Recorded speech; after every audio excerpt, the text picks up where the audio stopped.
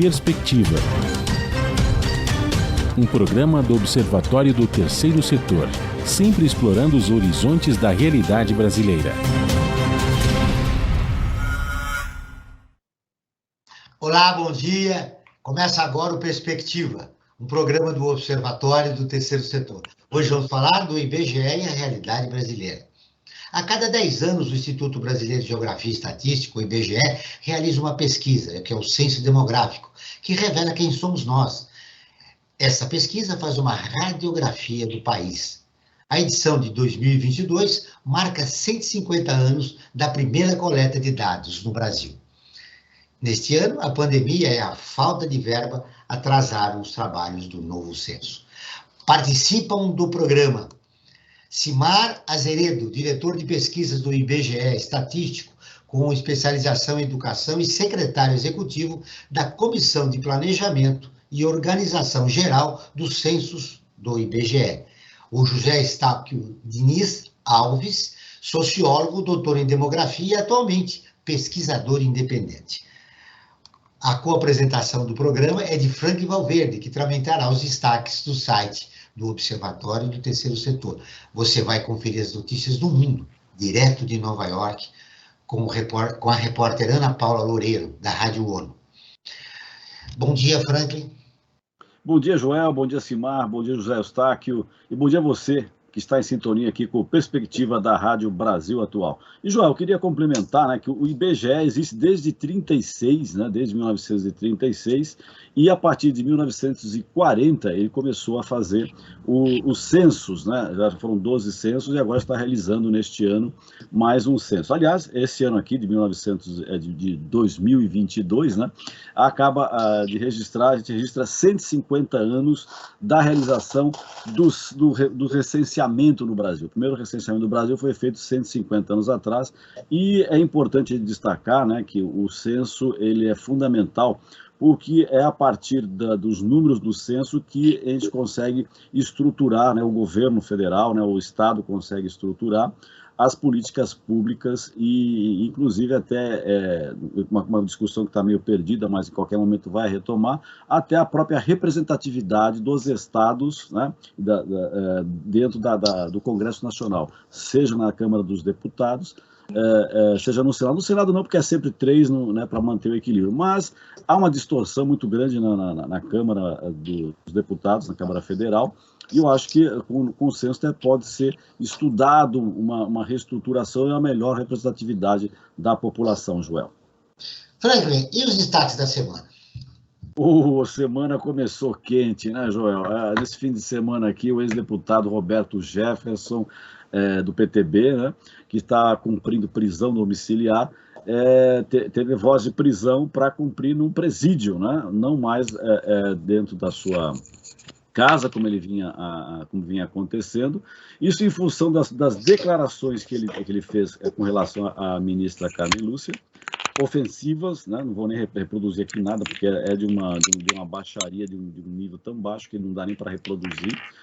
E mais que isso, Joel, porque eles tiveram a informação que o ex-deputado tinha um arsenal, né, dentro da casa dele, e tanto é verdade que ele recebeu a bala, né, com mais de 20 tiros de fuzil, os agentes da Polícia Federal, e inclusive explodiu 2 granadas, né? Quer dizer, é coisa absurda pensar isso dentro de uma situação. Isso realmente é o tema que realmente tem dominado o fim e o início desta semana. Mas, Roel, tem uma coisa que é importante a gente colocar. Isso tudo dá uma cortina de fumaça em função da notícia principal, que era, né, até antes dessa atitude do Roberto Jefferson, o direito do candidato, né, do ex-presidente Lula, de 116 direitos de resposta na campanha do Bolsonaro. Em função do quê? Das fake news, das mentiras que o presidente Bolsonaro tem feito na campanha eleitoral, tá? Nesse caso, até no próprio episódio aí do Roberto Jefferson, né, Joel, só para finalizar o comentário, ele disse que não tinha nenhuma ligação, que não tem nem foto com ele. Mentira, apareceu uma série de fotos do presidente Bolsonaro com o Roberto Jefferson, que, aliás, o partido dele, o PTB, né, que lançou como candidato aí o padre Kelmo, né, popularmente conhecido como padre da festa junina, né? O pessoal tem dito isso, né? Como dizia na minha infância, padre de mentirinha. Padre de mentirinha. Ele, inclusive, era linha auxiliar, né? Claramente, linha auxiliar do presidente Bolsonaro. Enfim, né? Eu acho que é importante ressaltar isso. A cortina de fumaça para os 116 direitos de resposta do presidente Lula, ex-presidente Lula, na campanha do Bolsonaro. Ou seja, ele vai entrar, vai ocupar quase uma hora praticamente da campanha do presidente Bolsonaro para responder ou desmentir, né, toda a enxovalhada de fake news e mentiras que o presidente Bolsonaro tem feito durante a campanha. Domingo que vem, para finalizar realmente, Joel, teremos eleições. É importante que as pessoas reflitam e optem por qual país querem ter, o país da civilização ou o país da barbárie.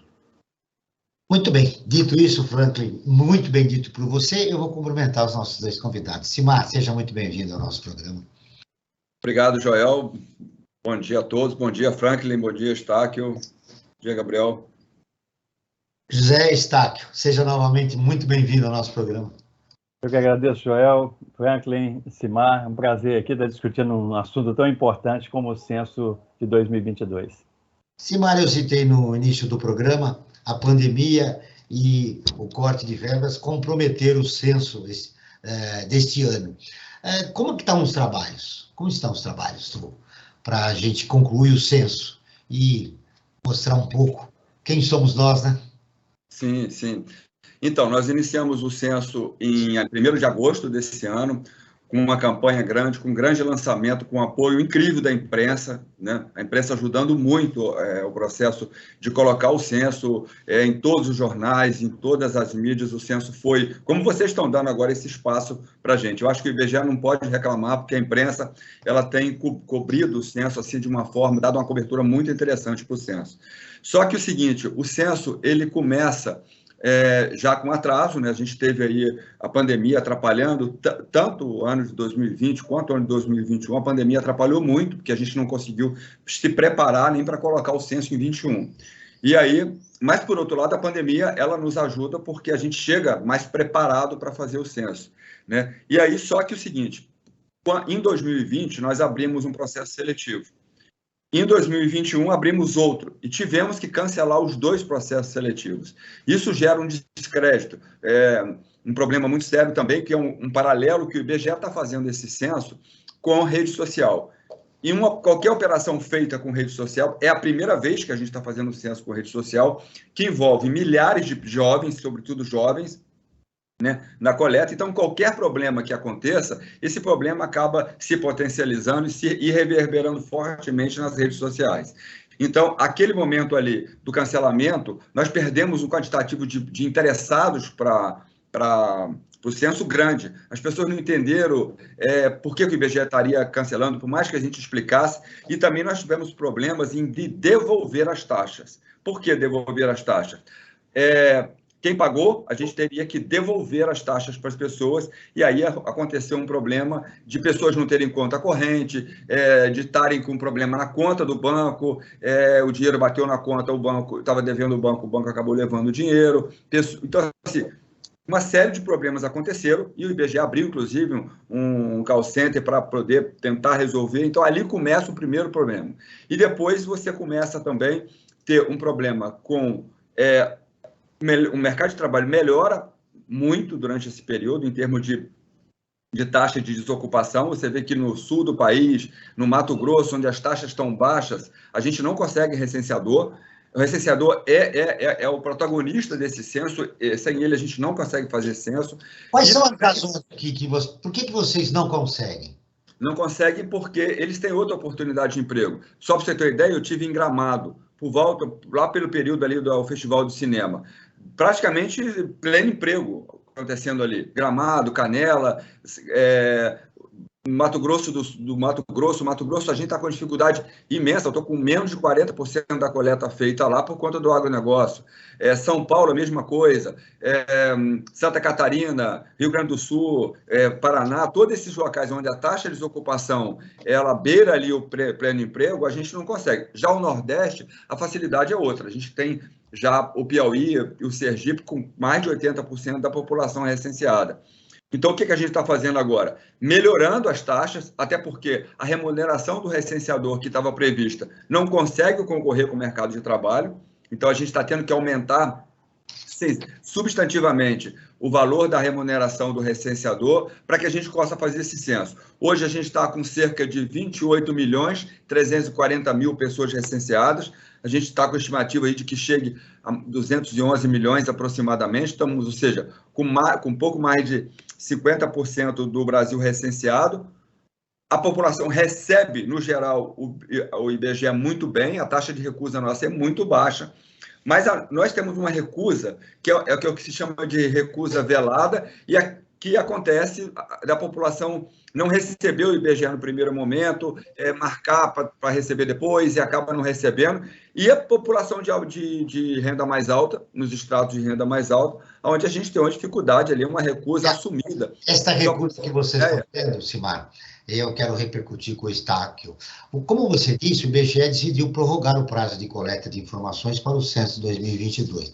Até o início de dezembro, foi até o início de dezembro, né? E devido à falta de recenseadores, como você acabou de falar, até algum momento, apenas metade da população do Brasil foi recenseada. Estáquio, eu quero ouvir você a respeito disso, desse cenário. Por que aconteceu isso? O que está acontecendo com o IBGE? Eu ouvi agora do Simar, em algumas regiões do país, o que está se oferecendo, a remuneração é muito pequena. Embora nós tenhamos no Brasil uma crise, né, de desemprego provocada pela pandemia, mas as pessoas não estão sendo sensibilizadas ou não foram sensibilizadas por algumas razões. Uma delas o Simar falou, repito, é a remuneração. Mas eu quero que você analise esse cenário, por favor. Não, olha, desde que o censo foi adiado de 2020, que eu tenho alertado sobre os perigos de fazer um censo num período eleitoral, né? O censo, houve muita resistência, né, para fazer o censo 2021, jogou para 2022, e a gente sabia que fazer um censo num período eleitoral é muito complicado. Aí as pessoas falavam assim, mas 2010 também foi no período eleitoral, tá? Mas 2010 a eleição foi uma brincadeira perto do que está acontecendo agora esse ano, né? Nós estamos numa sociedade extremamente polarizada, né? E o que aconteceu ontem em Levi Gasparian é só um exemplo, né, dessa polarização que está tendo na sociedade, tá? Então, assim, fazer um censo no período eleitoral é muito difícil, num período eleitoral de uma sociedade tão polarizada como nós estamos hoje, né? As pessoas começam a desconfiar de tudo, começam a desconfiar até da sombra, né? Então, esse é o maior problema. O segundo problema é claro que é a falta de recurso, né? É claro que quanto mais recurso que você tiver para fazer um censo, melhor ele vai acontecer. Mas também nenhum governo vai dar cheque em branco, né, para falar assim, olha, gaste o que vocês quiserem. Existem restrições orçamentárias, tá? E essas restrições orçamentárias foram colocadas em cima do IBGE. Então, o IBGE ficou com o seguinte dilema, né, uma escolha de Sofia, né? Ou faz um censo, né, com poucos recursos, né, mas tentando garantir a realização, mesmo numa situação de muita dificuldade de polarização da sociedade, ou então a gente não faz o censo e aí a situação vai ser muito, muito pior, né? Então, dentro desse dilema, o IBGE tentou fazer o censo com os recursos disponíveis, né, da melhor maneira possível. Agora, isso vai refletir na operação. Então, a questão da remuneração, né, dos recenseadores, né, ela acabou pesando, né, e pesou mais pelo seguinte, como tem muita gente recusando atender na primeira visita, o recenseador tem que voltar 1, 2, 3 vezes, né, e o próprio equipamento que o IBGE usa hoje em dia para ter mais consistência, né, da entrevista, ele faz com que os recenseadores tenham que voltar mais vezes. E isso diminui a remuneração total desses recenseadores. Se todo mundo recebesse na primeira vez, o recenseador ganharia uma grana muito boa, mas isso não está acontecendo. Então, isso dificulta e além do mais, aí não foi falado, né? Mas todo mundo acompanhou, tem vários recenseadores sendo agredidos pela população, né? Tem assédio sexual, tem assédio moral, tem racismo, tem homofobia, todas essas coisas que a gente está vendo na sociedade brasileira está acontecendo em cima dos recenseadores. Então, isso diminui as condições de trabalho e diminui as condições de remuneração, e isso dificulta o recenseamento e atrasa esse recenseamento. E isso é muito ruim para o Brasil. Não, o atraso realmente é muito ruim pela importância que o censo representa para o país. Mas, Simar, desconfiança da população, agressão aos recenseadores, a falta de recursos, por que o IBGE, a pandemia, por que o IBGE insistiu em fazer nesse período? Insistiu fazer porque, dada a importância da gente a importância que a gente precisa desse censo, nós estamos com um censo já com 12 anos de atraso, nós não tivemos uma contagem de população no meio da década. As estimativas que são calculadas pelo IBGE ano a ano, elas utilizam um método, né, que ele prevê que vai ser feita uma contagem da população no meio da década. Essa contagem não foi feita, então nós não tivemos uma contagem de população no meio da década. Talvez se tivesse tido essa contagem, a gente não estaria com o problema grave que a gente tem hoje.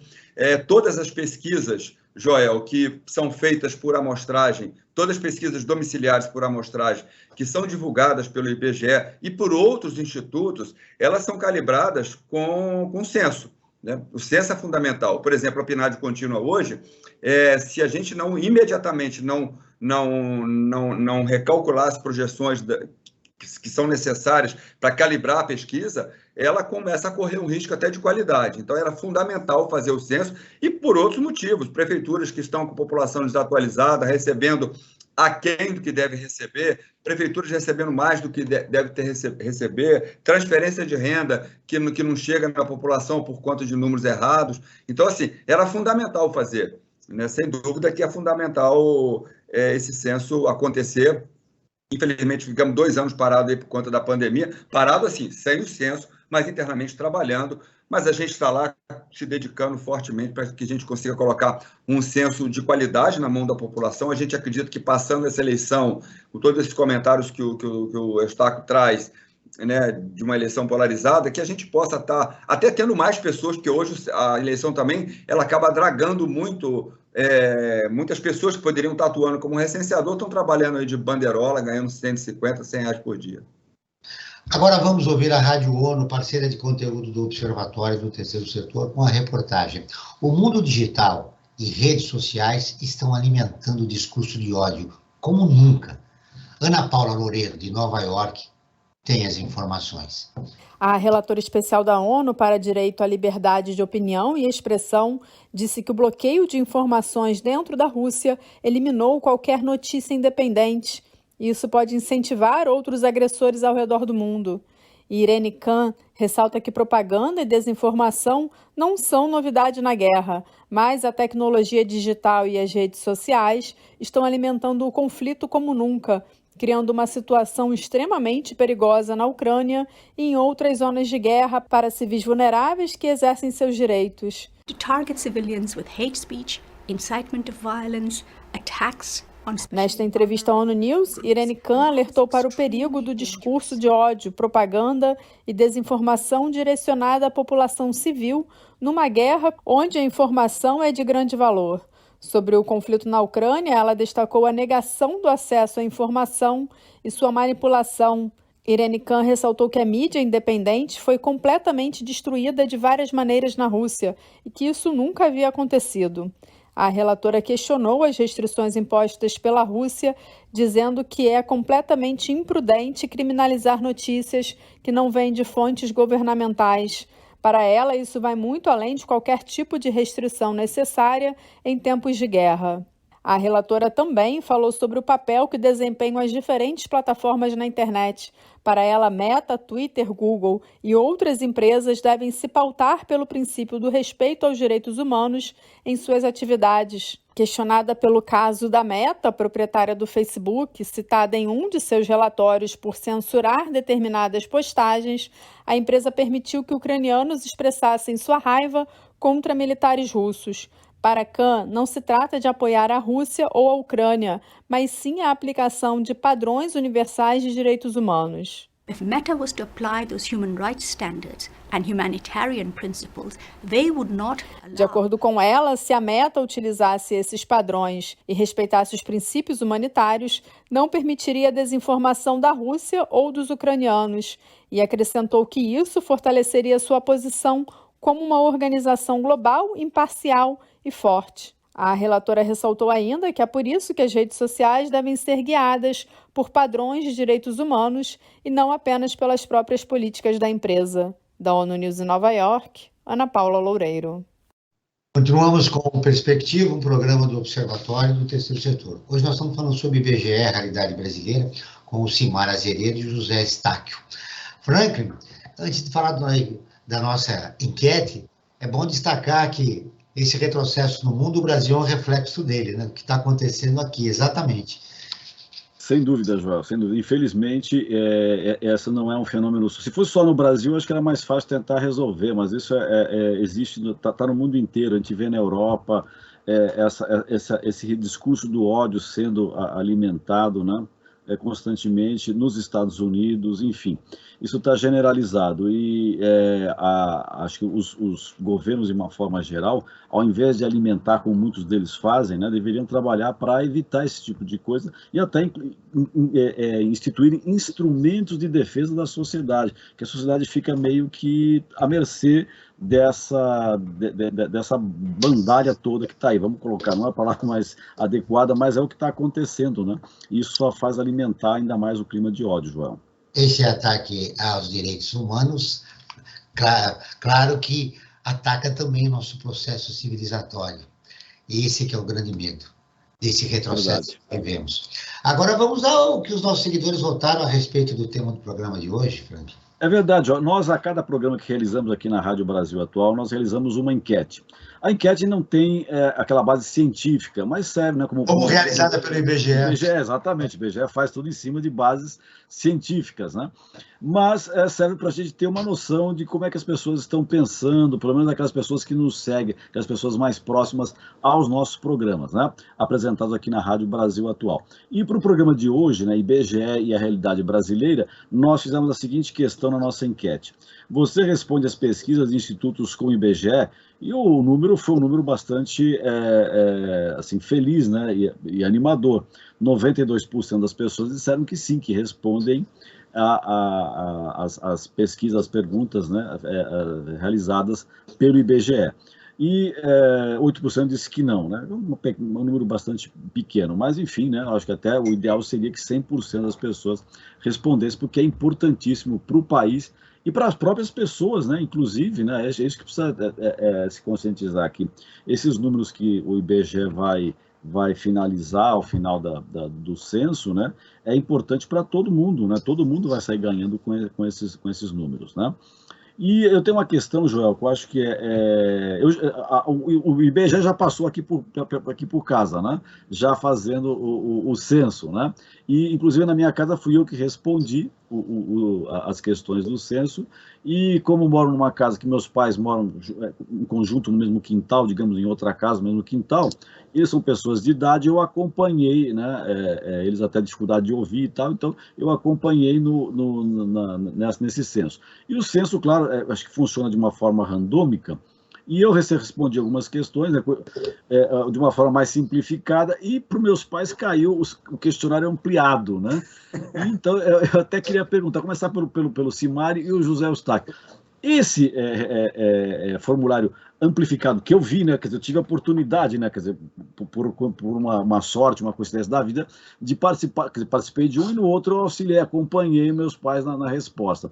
E eu percebi que esse formulário ampliado poderia ser feito para todo mundo, porque realmente teria uma riqueza de detalhes muito maior. Eu pergunto para o Silmar e gostaria depois que o Zé Eustáquio fizesse seu comentário também.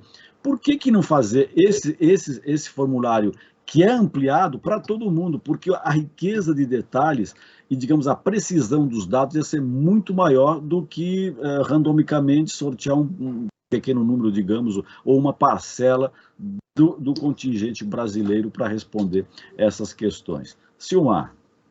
Então, Franklin, muito legal ver você dando esse depoimento de que foi recenseado e de que conseguiu ver o básico e a amostra, né? Os dois questionários, eles existem, isso não é uma lenda urbana.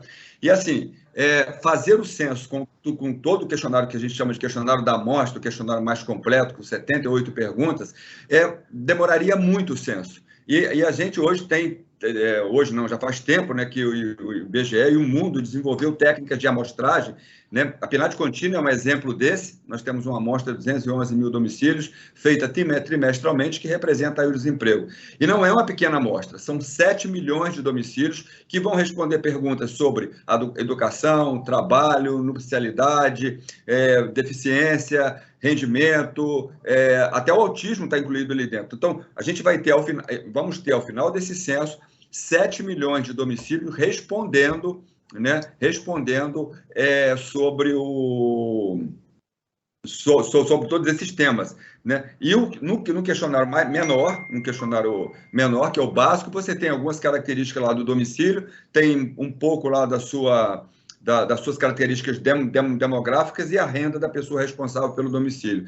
Então, assim, se eu aplicasse esse questionário maior, que demora 18 minutos, para a população, isso iria atrasar muito o censo, né? Iria atrasar em muito o censo.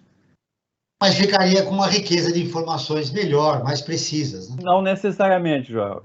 Isso que eu queria só completar o que o Silmar falou. As pessoas se enganam muito, eles pensam assim, quanto mais pergunta a gente fizer, mais a gente vai saber. Isso não é verdade. Existe uma regra na estatística que fala o seguinte, se você quer perguntar para muita gente, você pergunta poucas perguntas. Se você quer perguntar para pouca gente, você pode perguntar muitas perguntas. Então, são questionários aprofundados que você faz muitas perguntas para poucas pessoas. Agora, se você for entrevistar a população como um todo, a regra estatística é que as perguntas têm que ser menores. Sabe por quê? Porque quanto mais perguntas você fizer para um entrevistado, a qualidade da pergunta ela tende a diminuir muito, principalmente se você tem de entrevistar a população como um todo, tá? E existe outro engano também que as pessoas gostam de falar, que é o seguinte, acham que é o seguinte, que o questionário do censo ele tem que responder todas as questões do Brasil, tipo, por exemplo, LGBT, tem que responder questões assim que de ponta da sociedade brasileira. Não é verdade. O censo, a principal coisa do censo é você entrevistar toda a população brasileira, ter uma cobertura muito boa e saber a estrutura de sexo e idade dessa população. Quantos são homens, quantos são mulheres e qual é a idade. Essa é a função principal do censo, tá? Se isso sair errado, o resto todo sai errado. Não adianta você fazer 1000 perguntas e você não ter uma cobertura boa de sexo e idade da população. Tá? Então, no mundo inteiro, isso é a recomendação da ONU. Atualmente, nem sempre foi assim. Até 1950, a gente tinha um questionário só, mas depois, a partir de 1960, passou a ter 2 questionários, que isso é uma recomendação da ONU. Você tem um questionário pequeno, bastante pequeno, como o Franklin respondeu, né, com as questões básicas, e depois um questionário maior, que também não pode ser muito grande, tá? Não pode ser até a ideia que vamos colocar tudo que a gente precisar no Brasil nesse questionário, não pode ser assim. Se fizer assim, vai sair errado. Tá? Então tem que ser um questionário maior, aplicado por uma amostra da população. E como o Silmar falou, é uma amostra muito grande. 7 milhões de domicílios é uma coisa monstruosa. Deixa eu dar só um exemplo. Eu moro num prédio de 88 apartamentos. Tá? esses apartamentos, eles têm a mesma quantidade de quartos, todos têm banheiro, todos. Então, eu não preciso ficar repetindo a pergunta de banheiro, quantos quartos, quantos não sei o que e tal. E também tem uma certa homogeneidade social. Então, se eu não preciso entrevistar os 88 apartamentos do meu prédio, perguntando todas as questões, porque a gente sabe que muitas vão ser semelhantes. Então, se eu entrevisto só 8, 10 apartamentos, dentro da mesma estrutura, eu vou ter um perfeito conhecimento de toda a realidade do prédio. É assim que é feito no mundo inteiro. Tá? Então, assim, a gente não pode querer pensar que o censo tem que entrevistar todo mundo fazendo todas as perguntas que é necessário, porque aí sai errado o censo, entendeu? Então, a forma como o IBGE faz é uma forma recomendada internacionalmente. Tá? Aí a gente pode discutir como é que é feito, mas é recomendação internacional. O importante é a qualidade da pergunta, né, para atingir todos os brasileiros. Ô, Simar, de acordo com o IBGE, até o início de outubro foram coletados dados de 104 milhões de brasileiros, o que representa 48% da população estimada. O ritmo do censo de 2022 é mais lento que o censo de 2010, obviamente, e a gente já falou isso, quais foram as razões, já foram explicadas aqui por você e pelo Eustáquio. Naquele ano, apenas 57 dias foram utilizados para a coleta dos dados, de 154 milhões de brasileiros já tinham sido recenseados. Olha só, em 57 dias, 154 milhões de brasileiros foram recenseados. Esse ano a gente sabe das dificuldades que você apresentou. Agora, desses 104 milhões, o que a gente já pode esperar? Que novidades terá esse censo? O que esse censo vai trazer de novo? Né? Já temos quase 50% da população recenseada. Então, Joel, esse censo ele tem um diferencial. Com certeza, o recenseador que foi na casa do Franklin fazer as entrevistas lá, imediatamente, a cada clique que ele dava, as entrevistas já vinham para o IBGE. Né? Então, assim, imediatamente, nós já tínhamos os dados aqui centralizados.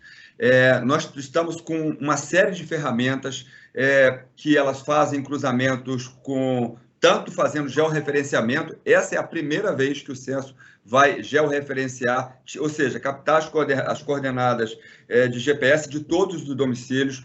Então, a gente está fazendo batimento com cadastro de energia elétrica, nós estamos fazendo batimento com CPF, uma série de dados, né, que permitem a gente até fazer um mapeamento sobre a qualidade que o censo da cobertura, como o Eustáquio colocou, a função princípio do censo é contar a população, né, e isso a gente está conseguindo fazer, e a gente já começa a perceber através dos dashboards que estão sendo criados para o censo, e esse censo em tempo real, né, com acompanhamento do recenseador em campo, com o trajeto do recenseador sendo mapeado, nós já estamos mostrando aí uma população mais envelhecida, né? É um pouco a cara do que é o recenseador do IBGE. Eu não sei qual era o perfil do recenseador da casa do Franklin. O recenseador que veio aqui na minha casa tinha 72 anos. Então, assim, isso já reflete até no perfil do recenseador. Então, uma recenseadora que devia ter em torno de uns 30 e poucos anos, 30 para 40 anos, mais ou menos. Isso para recenseador já é um número elevado, porque o recenseador geralmente é a população mais jovem, está acabando de sair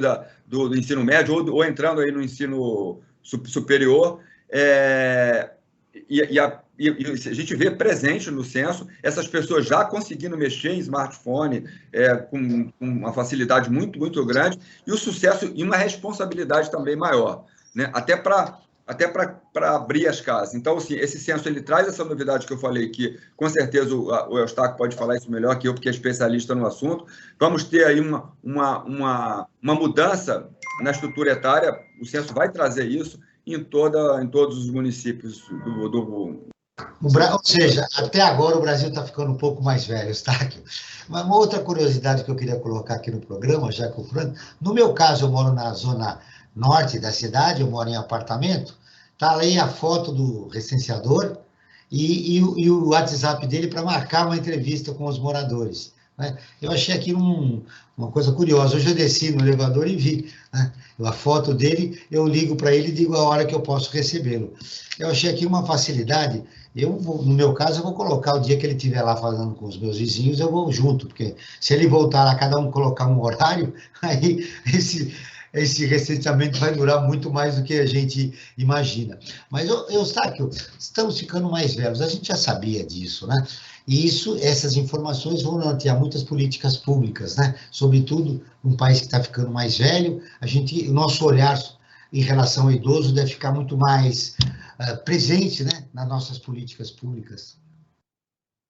Claro, o Brasil ele está ficando mais velho, mais feminino e mais urbano, né? Isso é uma tendência histórica que ela continua. Agora, Joel, é só para mostrar a importância disso, pelo seguinte, olha, durante a pandemia, quando estabeleceu aquele negócio que você vai vacinar primeiro as pessoas de 80 anos e mais, né? Depois de 70 anos e mais, depois de 60 anos e mais, o que aconteceu isso em 2021? Várias cidades não sabiam qual que era a população de 60 anos e mais, 70 anos e mais, porque o censo, para o Brasil, é mais fácil você calcular qual que é a proporção dessa população. Mas para cidades que têm muita migração, isso fica muito difícil.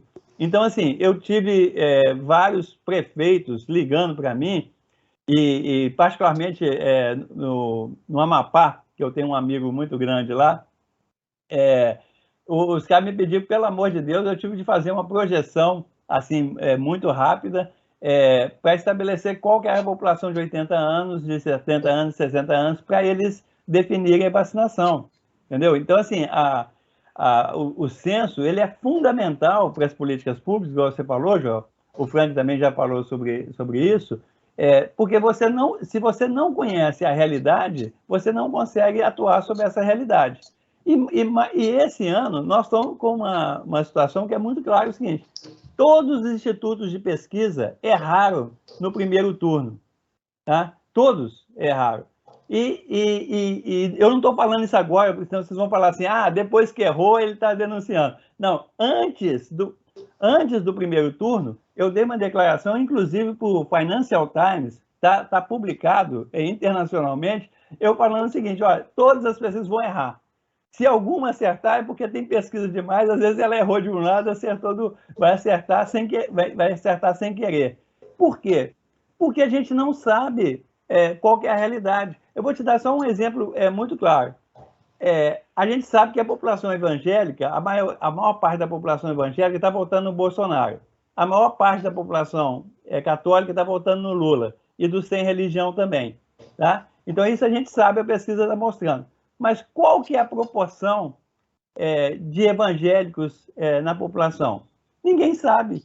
Eu tenho uma projeção que fala que é 32%. O Datafolha está usando 27%. A outra pesquisa está usando 28%. Tem pesquisa usando 25%, tem pesquisa usando 30%.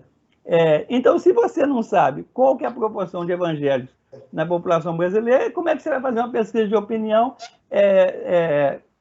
e vai calibrar essa posição? Isso vai calibrar, né, a pesquisa para saber para expandir a amostra da pesquisa. Então, isso é a demonstração da falta do censo. Esse erro que teve nas pesquisas, no segundo turno, esse erro tende a diminuir, porque são 2 candidatos só. É isso que eu ia perguntar para você.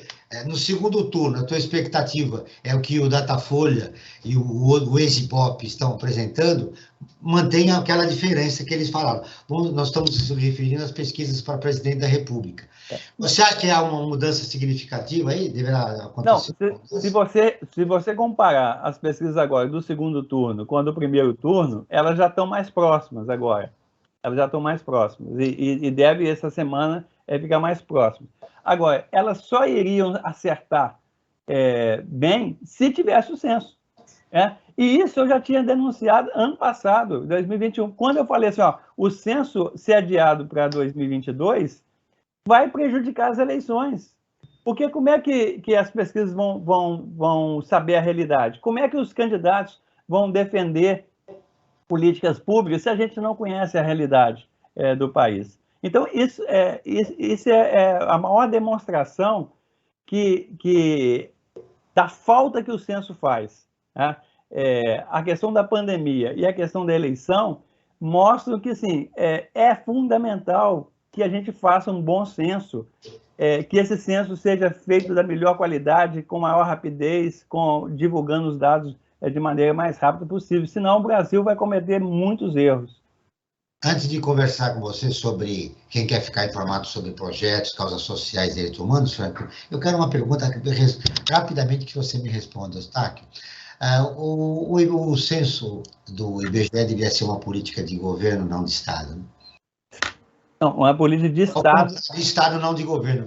Uma política de Estado. De uma certa forma, o IBGE já fez 8 censos, né? Porque antes de 1940 não era o IBGE. Né? O IBGE foi criado, como o Franco falou, na década de 1930, e ele fez 8 censos, esse é o 9º censo. Eu participei como recenseador... Quanto isso, porque em relação às verbas, os recursos que foram disponibilizados, a gente sabe que foi cortado, né?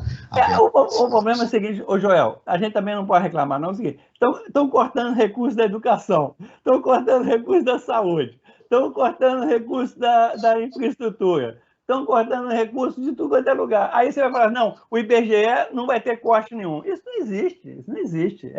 Se o cobertor é curto, isso vai acontecer no mundo, ou ele tampa a cabeça ou ele tampa o pé. Não tem jeito de... Se fosse uma política de Estado...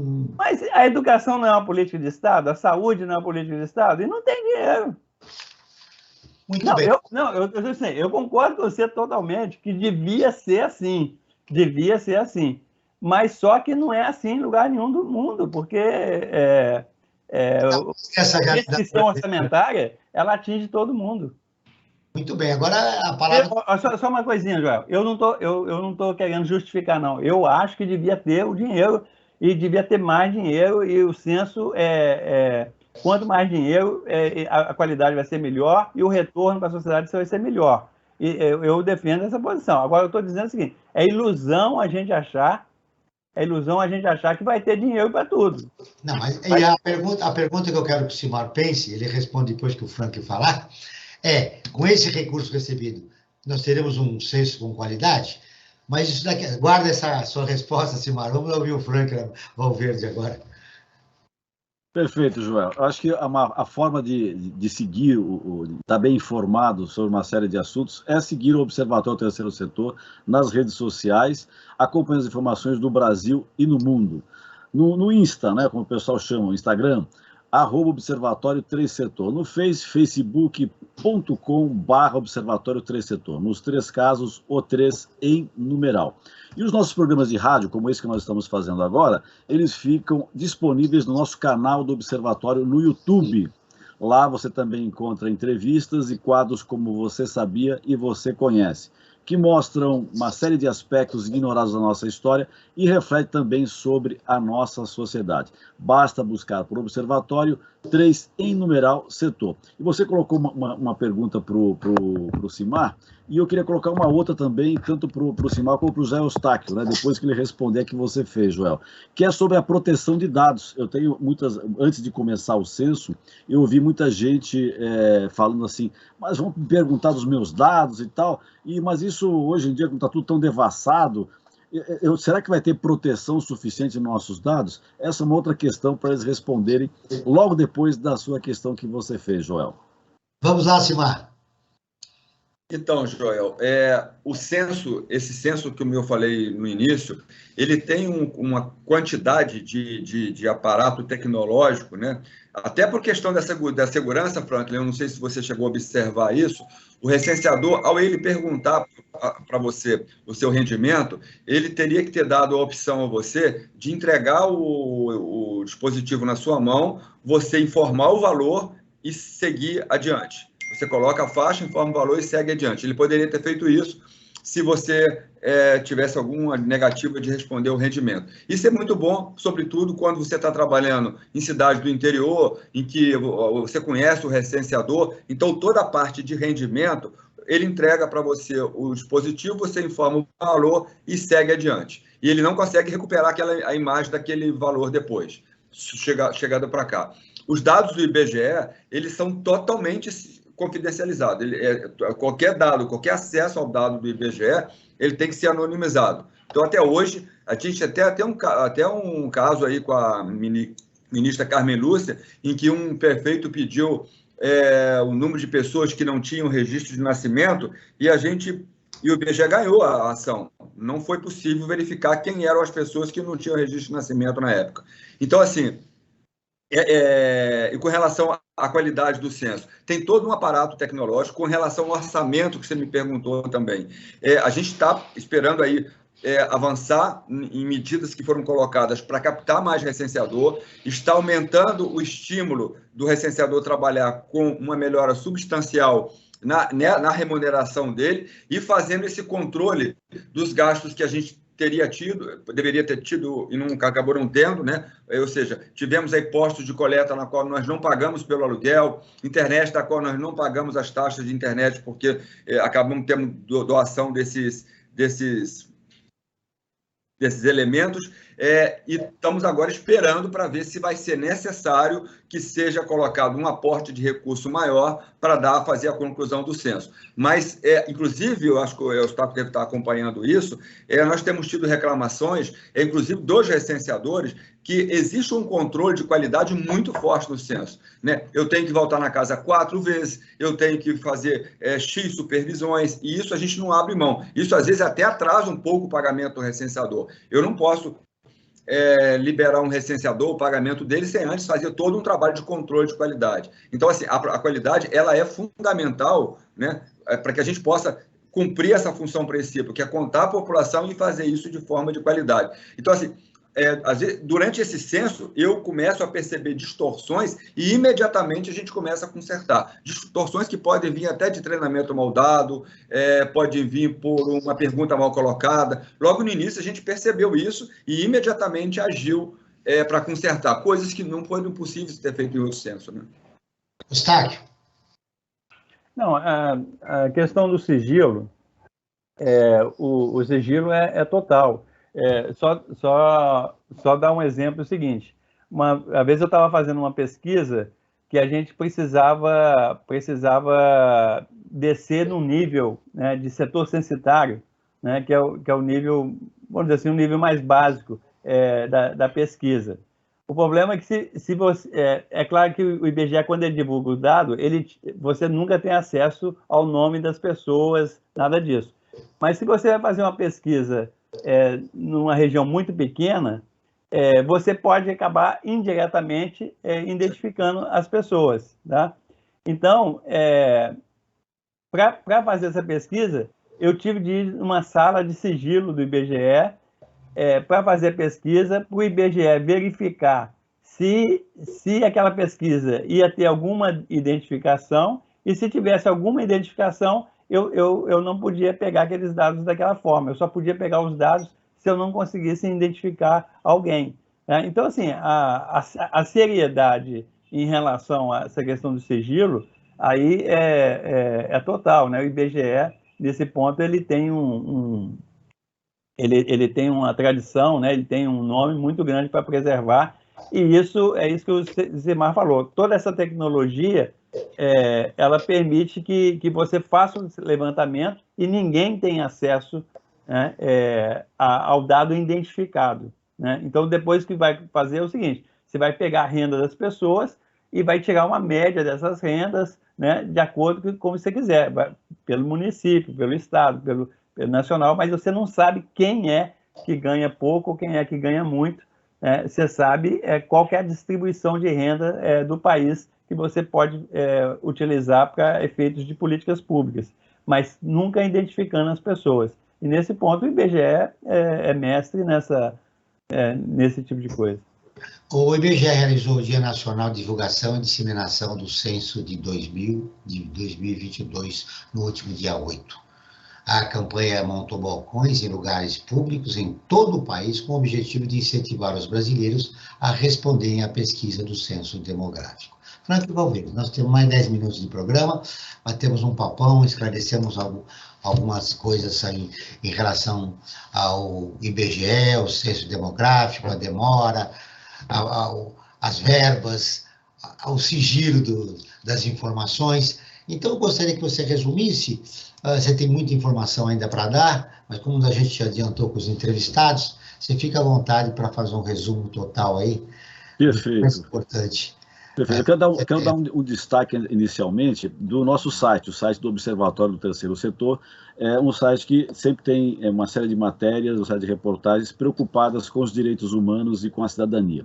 Lá nós vamos encontrar uma série de matérias, entre as mais lidas nós temos matérias como, por exemplo, 68% das mulheres que atuam no trabalho doméstico são negras. E outra matéria que também é bastante lida, com dívida parcelada pelo governo, o dono da Avan compra jatinho de 250 milhões. Até uma curiosidade, semana passada, o início desta semana aqui, está repercutindo uma frase que ele disse lá para trás, né, conversando com o dono de uma escola, que não tem problema não, você pare de pagar, atrase os salários e demita professor. Né? Então esse é o tipo de empresário brasileiro, né, que parcela a dívida no governo, acha que não tem que pagar o salário dos trabalhadores e compram um jatinho. E a matéria que eu quero dar um destaque especial, Joel, e ela é muito importante, porque nós estamos no mês de outubro, o mês do Outubro Rosa, é que aumentam as mortes de câncer de mama e de colo de útero em São Paulo. Né? E nós estamos no mês do Outubro Rosa, como eu disse, né? Que é o de prevenção ao câncer de mama. De acordo com essa matéria que foi escrita pela Yara de Andrade, né?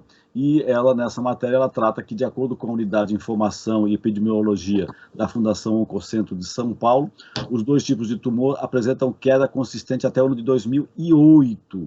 Após um período de redução, né, houve o aumento do câncer do colo de útero e a estabilização no de mama. E eles voltaram a subir, né, isso a partir de 2016. Né, é preocupante isso. Né? Nós estávamos com um trabalho bem realizado até 2008 e depois de 2016 houve essa subida. Né? Então é importante, como nós estamos ainda no mês de outubro, né, mês de prevenção, que as mulheres façam, né, essa visita aos médicos para verificar como é que está a situação da sua saúde. Isso é importantíssimo. Quando isso é verificado no início, né, quando no início o câncer é verificado no início, o tratamento dá muito mais resultado e você consegue debelar esse problema. Então é importantíssimo esse controle da saúde da mulher. Tá? E Joel, essa matéria que eu falei e outras, né, no nosso site, elas se encontram com o auxílio da ferramenta de audiodescrição, uma ferramenta que ajuda que as pessoas que têm deficiência visual consigam ter informação e compartilhar o nosso conteúdo no nosso site. E como você disse, para finalizar, acho que uma coisa importante, né, para passar a palavra final para o José Eustáquio e para o Simar, eu dou a seguinte síntese que eu acho importante dessa conversa que nós tivemos com os dois, muito esclarecedora sobre o censo que está sendo realizado no país. Todos e todas recebam muito bem os recenseadores, né? Apresentem os dados de forma verdadeira, sem falseá-los, porque da informação desses dados é que nós temos condições, o Brasil, né, o Estado brasileiro e os governos terão condições de traçar políticas públicas importantíssimas para o desenvolvimento do nosso país, Joel. O governo federal liberou 2,3 bilhões para a realização do censo de 2022. O valor é 26% menor que o inicialmente previsto. Na última semana, o IBGE abriu um processo seletivo, como o Simar disse, para o censo de 2022, em diversos municípios de todo o país, com o objetivo de acelerar a coleta de dados. Eu acho que, Simar, para a gente fechar a participação, em 2 minutos, eu gostaria que você falasse quem pode se inscrever para trabalhar no censo, remuneração, de como deve fazer, para que a gente conclua esse programa como um programa serviço, né, com o objetivo de contribuir para que o IBGE conclua os trabalhos do Censo Demográfico de 2022. Obrigado, Joel. Como foi falado aqui hoje, discutido, né, primeiro agradecer a participação aqui. Falar do censo é muito importante nesse momento, que a população possa estar respondendo o censo. Eu queria dar uma dica a vocês nos próximos entrevistados que chegarem aqui. Às vezes é muito comum a gente chegar em programa de televisão, o IBGE não passou na minha casa. Em dezembro nós vamos estar ligando um tridígito, né? Eu não quero falar o número aqui porque senão as pessoas vão começar a ligar, mas a gente vai anunciar um tridígito. Se quiser a gente pode voltar aqui para falar desse tridígito, onde a população vai ter a oportunidade de ligar para o IBGE, olha, eu não fui recenseado. Então, se o cara chega num programa de televisão, como é muito comum, o IBGE não passou na minha casa, aí tem que perguntar, por que você não ligou para o IBGE? Esse é um ato de cidadania. Então, é importante que a população utilize o tridígito. E detalhe, esse censo tem um diferencial. Você pode fazer presencial, pela internet, ou você pode ligar para o recenseador e fazer por telefone, se você tem dificuldade com a internet. Então, tem 3 formas aí de coleta, e agora você vai ter o tridígito, né, que você vai ligar e o IBGE vai até a sua casa e vai captar a coordenada do seu domicílio. A gente está aí numa luta grande. Quem pode trabalhar no IBGE pode contribuir. Basta você acessar o portal do IBGE, vai ter um campo lá, Trabalhe Conosco. Nesse campo Trabalhe Conosco, nós temos lá, se você é ex-aposentado, se você mesmo que seja funcionário público, né?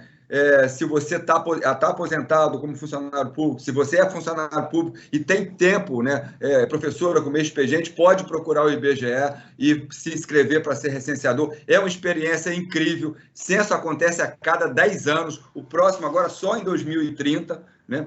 Então, assim, é uma oportunidade. Eu comecei a minha carreira dentro do IBGE, o Eustáquio também foi recenseador, como recenseador no censo de 80, e toda a base que eu tenho hoje para trabalhar no IBGE, eu vou dizer para você que foi sendo recenseador. Você aprende muito sendo recenseador. Muito bem, está aí. Seja um recenseador do IBGE, entrando no portal do IBGE e se inscrevendo, seja aposentado, jovem, estudante, professor, enfim. Eustáquio, eu tenho mais 1 minuto e meio para você, suas conclusões finais. O que mais importante você gostaria de deixar registrado aqui no nosso programa a respeito do censo demográfico no país? Olha, Joel, eu queria dar só o exemplo dos Estados Unidos. É o seguinte, os Estados Unidos fez a Constituição, os Estados Unidos tem uma Constituição só, ela foi feita em 1787. E nessa Constituição falava que cada cidadão um voto. Tá? Então, mas para você colocar a Constituição em prática, você precisava ter um censo, para saber aonde estão os cidadãos e quantos são os cidadãos. Então, os Estados Unidos fez o censo em 1790, tá? E depois fez 1800, e assim continuou. Então, ele fez 24 censos nesses 200 e poucos anos da história da independência dos Estados Unidos. E os Estados Unidos, a grandeza dos Estados Unidos, ela se deve muito a essa qualidade das informações. O Brasil fez a independência em 1822 e tentou fazer o primeiro censo em 1852. Só que o censo deu errado, por uma série de... Depois a gente pode até fazer um programa só sobre esse censo de 1852 que não aconteceu. Então, o primeiro censo foi feito só em 1872, há 150 anos atrás. Deveria ter sido feita há 200 anos atrás, nos 200 anos da independência, e não há 150 anos atrás. Em 1930, o Getúlio Vargas derrubou o governo, assumiu o governo e não fez o censo em 1930. Né? Então, a história do censo brasileiro é muito mais complicada do que a história do censo americano. Mas ele é fundamental. Sem o censo, a gente não consegue avançar em termos econômicos e em termos sociais. Então, a informação que você trouxe explica muito o nosso atraso. O Perspectiva está terminando. Eu agradeço a presença do Cimar Azevedo, diretor de pesquisa do IBGE, o José Eustáquio Diniz Alves, sociólogo, doutor em demografia, atualmente pesquisador independente. Esse programa foi produzido pela equipe do Observatório do Terceiro Setor. Na próxima quinta-feira, às 9 horas, acompanhe nosso programa Brasil ODS. Na pauta do programa, políticas de inclusão na educação. Não perca. E ficamos por aqui, sempre na luta por uma sociedade mais justa, solidária, sustentável e tolerante. Até o próximo programa. Você acabou de ouvir Perspectiva, um programa do Observatório do Terceiro Setor.